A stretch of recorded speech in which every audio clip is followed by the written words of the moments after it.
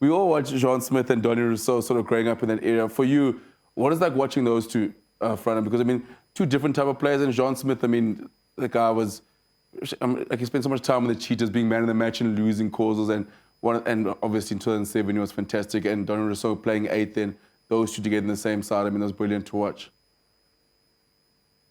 Yeah, I think it's two amazing players. If you think, like you said now, myself and Ricky, I think when we were throughout high school, when you're very passionate about rugby and you watch the box and you watch all the rugby that's on TV, those were the years where those guys peaked, I think. When you mentioned Danie, so I think it was him that did that try-saving tackle in the 2007 World Cup That's final correct. into touch. And Danie Rossouw as well. I remember him in the, those glory days of the Bulls where, you have a guy of Danie Rossouw's caliber coming off the bench. I mean, come on, man.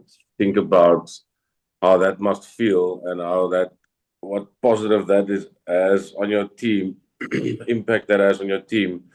I remember him, coming on second half, running those lines outside 10, like let's call it the middle pod, onto mostly backs. It was devastating.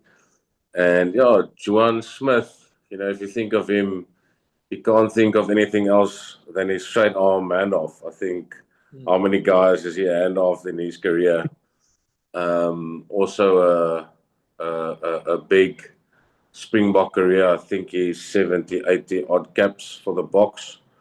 World Cup winner. So yeah, I think it's those guys we grew up with, looking up to, if that makes sense. Grew up with Springbok rugby when they were at the top and at their best.